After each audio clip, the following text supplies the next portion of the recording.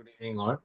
ഇന്ന് നമ്മൾ ഡിസ്കസ് ചെയ്യുന്നത് ഫിനാൻഷ്യൽ സ്റ്റേറ്റ്മെന്റ്സ് പാർട്ട് 2 എന്ന ചാപ്റ്ററിലെ 4ാമത്തെ പാഠത്തിന്റെ അടുത്ത ടോപ്പിക്കാണ്. ഇത് 4ാമത്തെ ചാപ്റ്ററിന്റെ 3ാമത്തെ ക്ലാസ് ആണ്.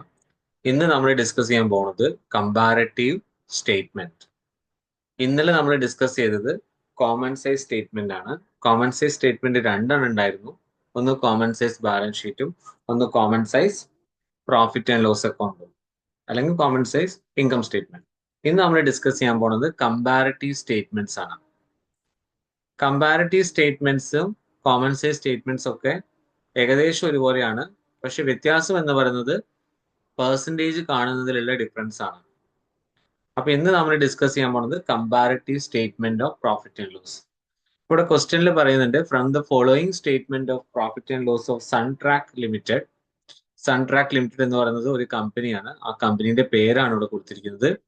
ആ സൺട്രാക്ക് ലിമിറ്റഡിന്റെ 2023-ലെയും 2024-ലെയും അക്കൗണ്ടിംഗ് വിവരങ്ങൾ തന്നിട്ടുണ്ട്. നിങ്ങൾ അതിനനുസരിച്ചിട്ടുള്ള ഒരു comparative statement of profit and loss തയ്യാറാക്കണം. അപ്പൊ ഇവിടെ ക്വസ്റ്റ്യനിൽ നമ്മൾ ഇന്നലെ പഠിച്ച പോലെ തന്നെ revenue of operation, other income, expense, income tax ഇങ്ങനെയുള്ള കാര്യങ്ങളൊക്കെ തന്നിട്ടുണ്ട്. നമ്മളിവിടെ അതേപോലെ ഇന്നലെ എങ്ങനെയാണോ നിങ്ങൾ ചെയ്തത് അതേ ഫോർമാറ്റ് തന്നെ ഇവിടെ ഫില്ല് ചെയ്ത് കൊടുക്കുക. ഫസ്റ്റ് റവന്യൂ ഫ്രം ഓപ്പറേഷൻസ്, അതിന്റെ എമൗണ്ട് കൊടുക്കുക. ആദ്യം 2023 എമൗണ്ട് ആണ് എഴുതേണ്ടത്. ക്വസ്റ്റ്യനിൽ തലയിൽ തിരിച്ചിട്ടേക്കും തന്നിട്ടുണ്ട്, പക്ഷെ നമ്മളത് റെഡിയാക്കി എഴുതണം. 2023 12 ലാഖും 2024 20 ലാഖും ആണ്.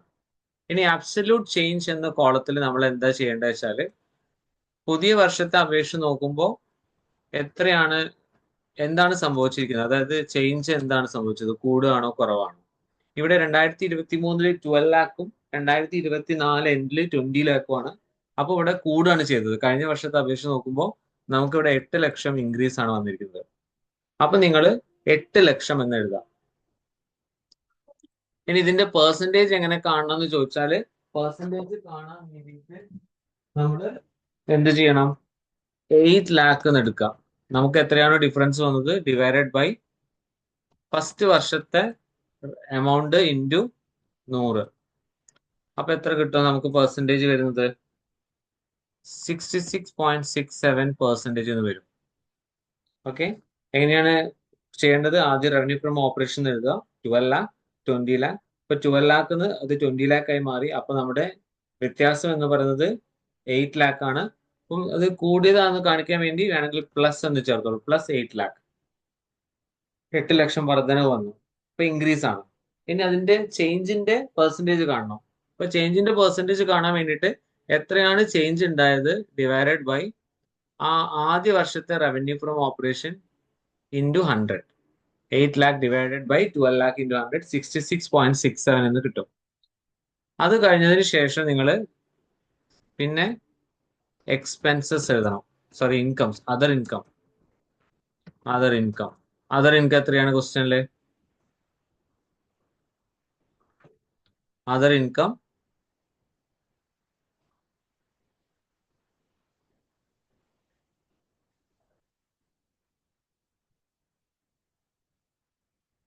എന്ന് പറഞ്ഞിട്ട് നമ്മൾ എത്രയാണോ ഇവിടെ തന്നിരിക്കുന്നത് അത് എഴുതുക. അതർ ഇൻകം എത്രയാണ്? 9 ലാഖ് ആണ്. 9 ലാഖ്. രണ്ടാമത്തെ വർഷത്തിൽ അത് 12 ലാഖ് ആയി. അപ്പൊ ഇവിടെയും കൂടിയിരിക്കുകയാണ്.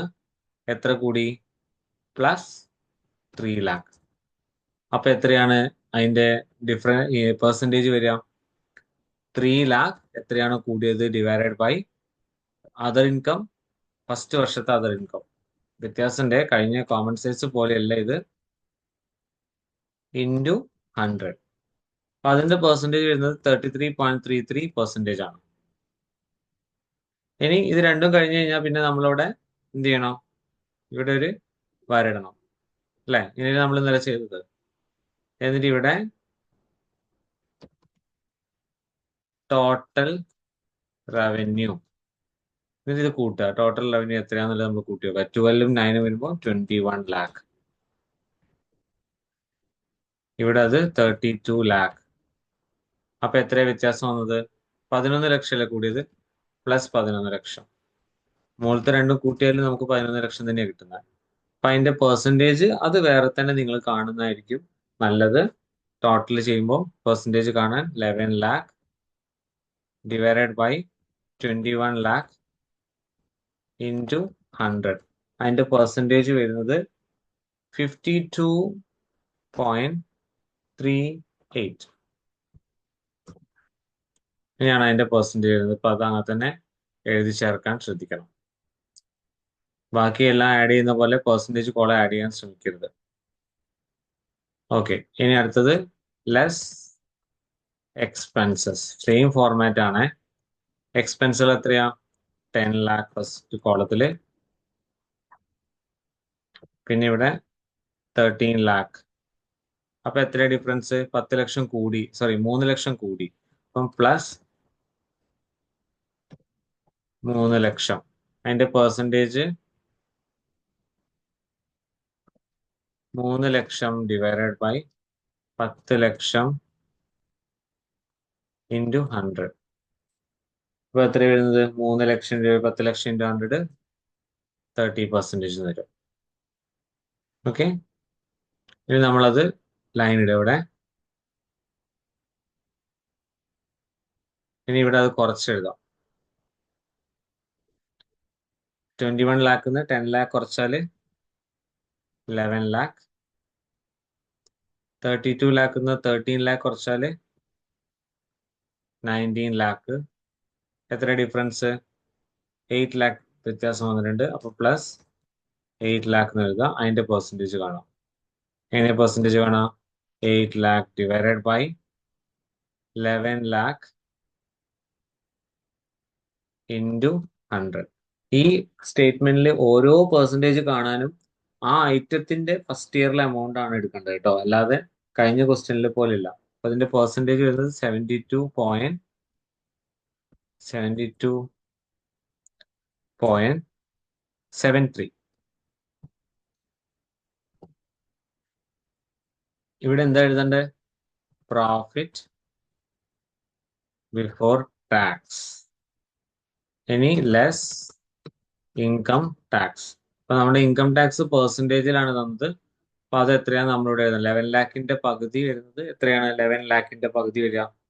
അപ്പൊ അത് 50% ആണല്ലോ ടാക്സ് വരുന്നത്. അപ്പം 11 lakh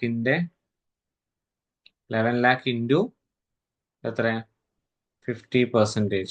5,50,000. അതേപോലെ 19 lakh 50%, 95,000.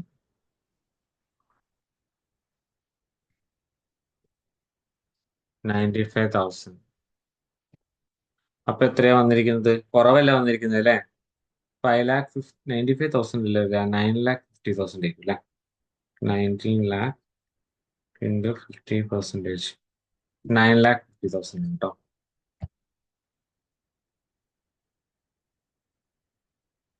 9,50,000. അപ്പൊ എത്ര ഡിഫറൻസ്? 4 lakh plus 4 lakh. അപ്പം 4 lakh ഡിവൈഡഡ് ബൈ 5,50,000 ഇൻറ്റു 100. അപ്പൊ അതിന്റെ പെർസെൻറ്റേജ് വരെ എങ്ങനെയായിരിക്കും? 4 lakh ഡിവൈഡഡ് ബൈ 5,50,000 ഇൻറ്റു 100. 72.72. ഇതാണ് ആൻസർ. ഇനി നമ്മൾ അതിനെ മൈനസ് ചെയ്ത് കാണിക്കണം.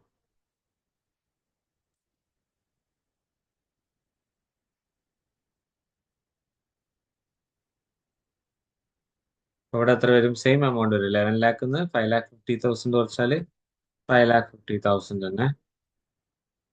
ഇവിടെ 9,50,000. ഇവിടെ അത് 4 lakh പ്ലസ് 4 lakh. ഇവിടെ പെർസെൻറ്റേജ് സെയിം ആയിരിക്കുമല്ലോ, 72.72%. ഇനി നിങ്ങൾക്ക് നെഗറ്റീവ് നമ്പർ ആണ് കിട്ടുന്നതെങ്കിലോ ചിലപ്പം ഇവിടെ കുറവ് ഈ കോളത്തിലില്ലേ? അപ്പോൾ ഇവിടെ ഈ കോളത്തിൽ ചിലപ്പോൾ നെഗറ്റീവ് നമ്പർ ആണ് കിട്ടുന്നതെങ്കിൽ നിങ്ങൾ അവിടെ നെഗറ്റീവ് എന്ന് എഴുതി എഴുതാം. ഇങ്ങനെ നെഗറ്റീവ് എന്ന് കൊടുത്താൽ മതി. എന്നിട്ട് പെർസെൻറ്റേജ് അങ്ങനെ തന്നെ കാണാം. ഓക്കെ, ഇത്രയും ചെയ്തിട്ട് നിങ്ങൾക്ക് ഫൈനലി കിട്ടുന്ന ആൻസർ ആണ് പ്രോഫിറ്റ് ആഫ്റ്റർ ടാക്സ്. ഇതായിരിക്കും നിങ്ങളുടെ ഫൈനൽ എമൗണ്ട്. ഇവിടെ ഡബിൾ ലൈൻ ഇട്ടിട്ട് ക്ലോസ് ചെയ്യാം.